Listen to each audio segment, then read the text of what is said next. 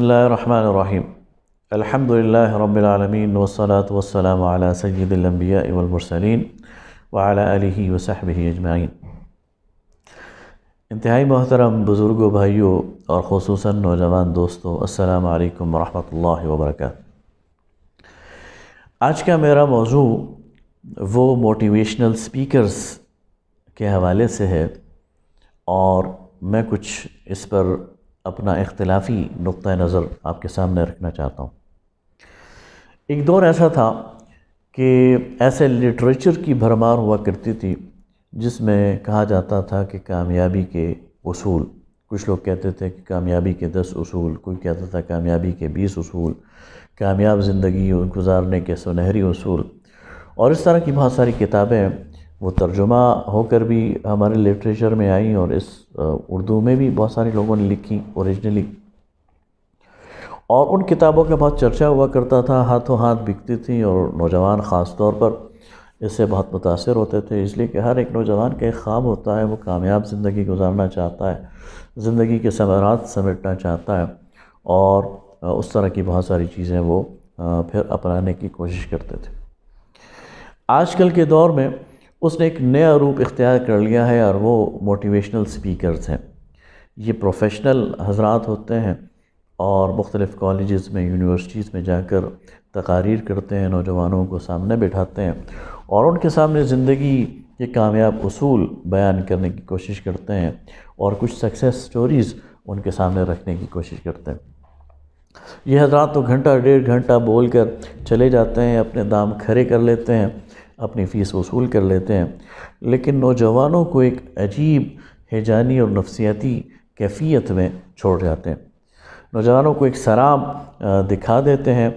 اور اس سراب کی ظاہر ہے کہ حقیقت کچھ نہیں ہوتی۔ دنیا کی جو زندگی ہے، اس کے جو حقائق ہیں اور اس کی جو اندر تلخیاں ہیں، وہ ظاہر ہے کہ بالکل مختلف ہیں۔ یہ جو موٹیویشنل سپیکرز ہیں، یہ نوجوانوں کے اندر یہ بجلی پیدا کر دیتے ہیں، یہ کرنٹ پیدا کر دیتے ہیں کہ جس طرح بل گیٹس مثال کے طور پر، یا فیس بک کا جو اونر ہے مارک زکربرگ، تو یہ بھی ہماری طرح کے انسان ہے، اور اگر بل گیٹس اتنی کامیابی حاصل کر سکتا ہے تو ہم بھی حاصل کر سکتے ہیں۔ اور فلاں جو بزنس مین ہے، اس نے اگر اتنی کامیابی حاصل کر لی ہے تو ہم بھی کر سکتے ہیں، اور فلاں مشہور آدمی اگر مشہور ہو سکتا ہے تو ہم بھی ہو سکتے ہیں۔ تو ان کے اندر ایک ایسی موٹیویشن پیدا کر دیتے ہیں کہ وہ اس سراب کے پیچھے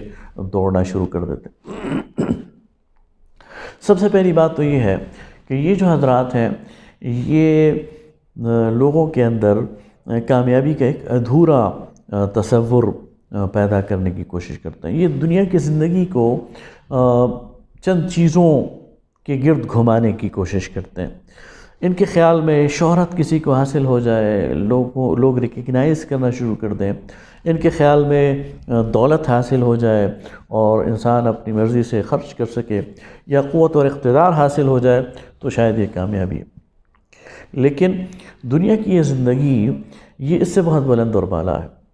اور اس میں ایسے بہت سارے لوگ گزرے ہیں جن کے نام ہم نہیں جانتے، جن کے بارے میں ہمیں کچھ معلوم نہیں، لیکن ان کے دنیا پر احسانات ہیں۔ انہوں نے دنیا کی زندگی کو سہل اور آسان بنانے کے لیے کارہائے نمایاں سر انجام دیے۔ اور اسی طرح اس دنیا کے اندر کوئی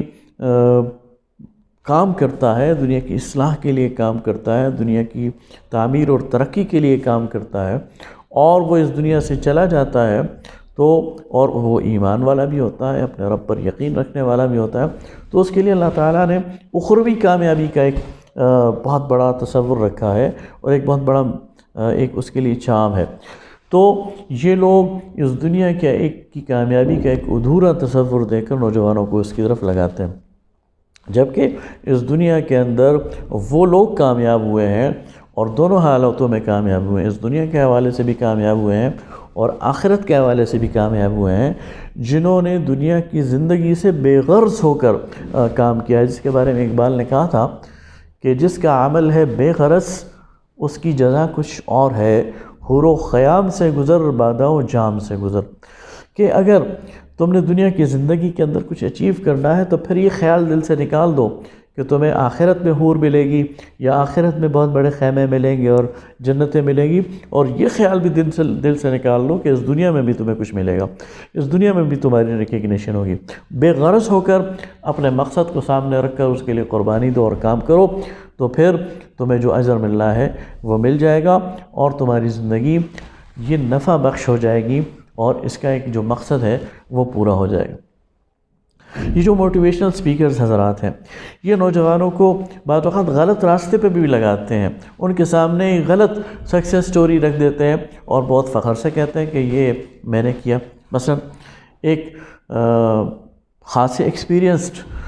موٹیویشنل سپیکر ہیں، انہوں نے خود یہ سکسیس سٹوری بیان کی، اور وہ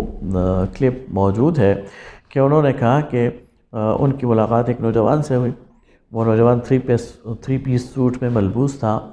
اور وہ کہیں انٹرویو دینے جا رہا تھا۔ انہوں نے اپنے ساتھ گاڑی میں بیٹھا لیا اور اسے پوچھا تمہاری تعلیم کیا ہے؟ اس نے کہا MBA ہے۔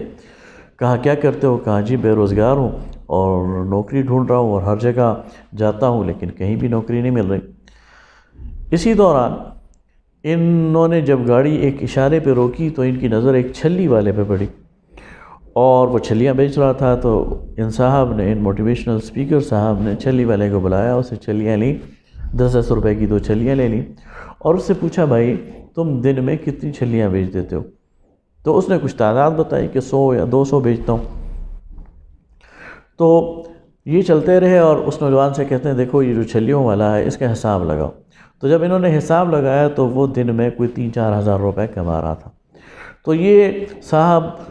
اس نوجوان سے کہتے ہیں کہ تم چھوڑو نوکری کو اور یہ چھلیاں بیچنی شروع کر دو،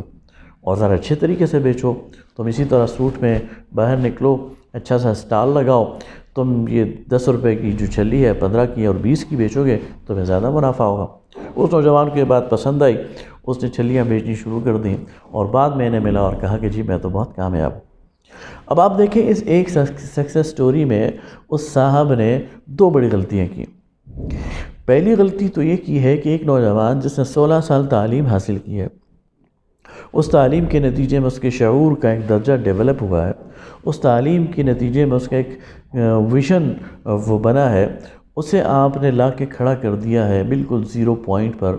کہ جہاں اس کے لیے اس تعلیم کا کوئی فائدہ نہیں۔ بجائے اس کے کہ آپ اسے کسی اور طرف لگائیں، اور بجائے اس کے کہ آپ اس کے لیے کوئی اور ایونیوز کریٹ کریں، آپ نے اس کی 16 سال کی تعلیم کو بیک جنبش قلم ارریلیونٹ کر دیا۔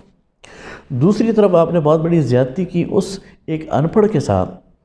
جو کہ بیچارہ چھلیاں بیچ رہا ہے اور اپنے گھر کا گزارا کر رہا ہے۔ آپ نے اس کے مقابلے میں ایک ایسا کمپیٹیٹر لا کر کھڑا کر دیا ہے جو اسے بہت اچھے طریقے سے یہ کام کر رہا ہے،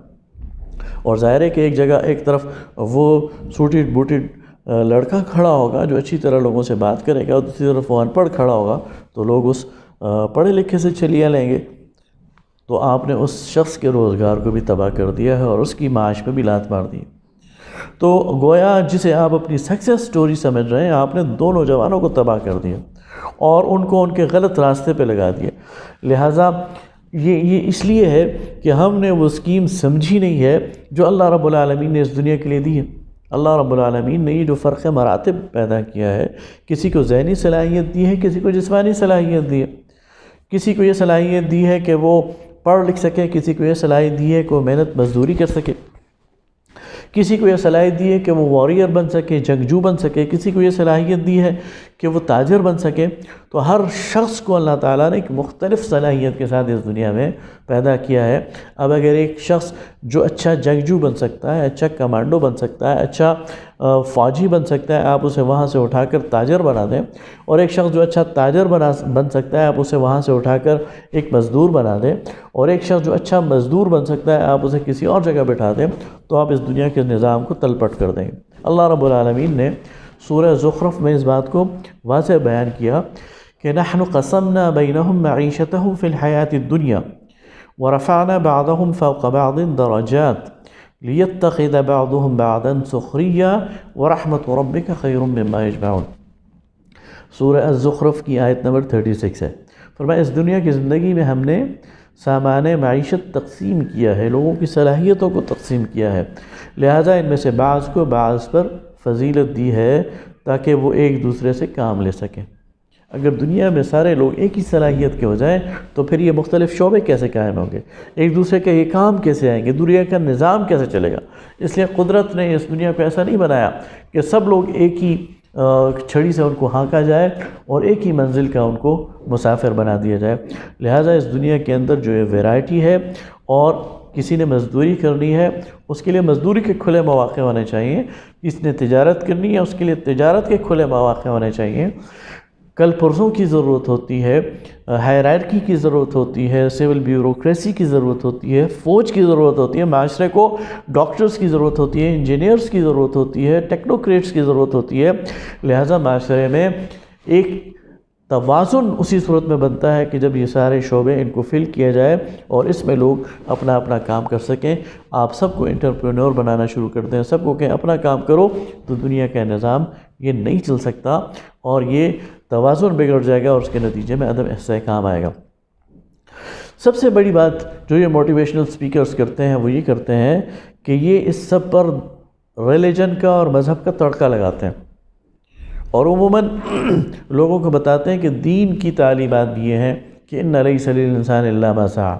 انسان کے لیے وہی کچھ ہے جس کی وہ سعی کرتا ہے، جدوجہد کرتا ہے۔ حالانکہ یہ جو آیت ہے اس کو یہ بالکل آؤٹ آف ریفرنس کوٹ کرتے ہیں۔ سورہ نجم کی آیت ہے، اور سورہ نجم کی آیت 38 سے لے کر 41 تک آپ اس کو جا کر مطالعہ کریں تو ساری آیات کو ملا کر جو بات بنتی ہے وہ بالکل مختلف ہے۔ بات یہاں سے شروع کی گئی کہ اللہ تزر وازرۃ وزر اخری، قیامت کے دن کوئی بوجھ اٹھانے والا کسی کا بوجھ نہیں اٹھائے گا۔ وَأَن لَيْسَ لِلْإِنسَانِ إِلَّا مَا سَعَى، اور اس دن انسان کے لیے وہی کچھ ہوگا جس کی سعی اس نے کی ہے۔ وَأَنَّ سَعْيَهُ سَوْفَ يُرَى، اور پھر اس کی سعی کو جانچا جائے گا، پرکھا جائے گا۔ ثُمَّ يُجْزَاهُ الْجَزَاءَ الْأَوْفَى، اور پھر اس کو اس کی سعی کا پورا پورا بدلہ دیا جائے گا۔ لہٰذا اس آیت کا تعلق اس دنیا سے نہیں ہے، اس آیت کا تعلق آخرت سے ہے کہ اس دنیا کے اندر آخرت کے لیے جو سعی کرے گا اس کی سعی کو جانچا جائے گا۔ اس دنیا میں ایسا ہوتا ہے کہ ایک شخص بہت محنت کرتا ہے لیکن اجر اسے تھوڑا ملتا ہے، اسے بدلہ تھوڑا ملتا ہے، اور اس دنیا میں بعض لوگ ہوتے ہیں بہت تھوڑا کام کرتے ہیں لیکن ان کو بدلہ بہت زیادہ ملتا ہے۔ یہ اللہ تعالیٰ کا ایک نظام ہے جو اللہ تعالیٰ نے اس دنیا کے اندر قائم کیا ہوا ہے۔ لہٰذا میں نوجوانوں سے بھی گزارش کرتا ہوں کہ دنیا کی حقیقتوں کا ادراک کریں، اپنے لیے کوئی بہت بڑے خیالی پلاؤ نہ پکائیں، کوئی بہت بڑے بڑے اپنے لیے گولز نہ رکھیں، بلکہ اس دنیا کی زندگی کو ایک ایسی زندگی سمجھ کر گزاریں جو آزمائش ہے، جو امتحان ہے، اور جو دارالجزا نہیں ہے بلکہ دارالامتحان۔ اس دنیا میں ہم نے کچھ کرنا ہے اور ریوارڈ سے بالکل بے نیاز ہو جائے، ریوارڈ کی جگہ وہ آخرت ہے۔ اس دنیا میں اپنا کردار ادا کریں، اس دنیا کے اندر جو رول اللہ تعالیٰ نے آپ کے لیے متعین کیا ہے اس کو پورا کرنے کی کوشش کریں، جو ذمہ داریاں اللہ تعالیٰ نے آپ کو دی ہیں وہ پوری کرنے کی کوشش کریں۔ اس کے نتیجے میں اس دنیا کے اندر کامیابی ملتی ہے، اس پر اللہ کا شکر ادا کریں۔ لیکن اگر خدا نخواستہ کامیابی نہیں ملتی، خدا نخواستہ ریکگنیشن نہیں ملتی، خدا نخواستہ شہرت نہیں ملتی، خدا نخواستہ دولت نہیں ملتی، تو اس کا مطلب یہ نہیں ہے کہ آپ ناکام ہیں، بلکہ اللہ تعالیٰ نے آپ کے لیے اس دنیا کے اندر یہی کچھ رکھا ہے، اور آپ کی تمام خواہشات کو پورا کرنے کے لیے اس نے آخرت کی زندگی رکھی ہے۔ لہٰذا اس دنیا کی زندگی کو اعلیٰ اور عرفہ مقاصد کے لیے مختص کرنا چاہیے، اس کے لیے اپنی پوری صلاحیتیں انسان کو لگانی چاہیے، لیکن سراب کے پیچھے نہیں بھاگنا چاہیے، اور ہر ایک بندے کو بل گیٹس بننے کی خواہش اپنے دل میں نہیں پالنی چاہیے، اور ہر ایک کو ملک ریاض بننے کی خواہش اپنے دل میں نہیں رکھنی چاہیے، یا سپر سٹار بننے کی خواہش اپنے دل میں نہیں رکھنی چاہیے۔ یہ دنیا کی چھوٹی سی زندگی ہے، اس کو بلند مقاصد کے لیے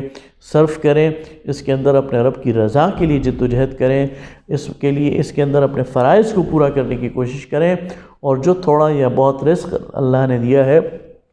اچھے اور جائز طریقے سے اسے حاصل کریں، اور اس کے نتیجے میں جو زندگی ہے اسے گزاریں، اور آخرت میں اپنے رب کی رضا کے حصول کے لیے جد و جہد کریں۔ وآخر دعوانا ان الحمد للہ رب العالمین۔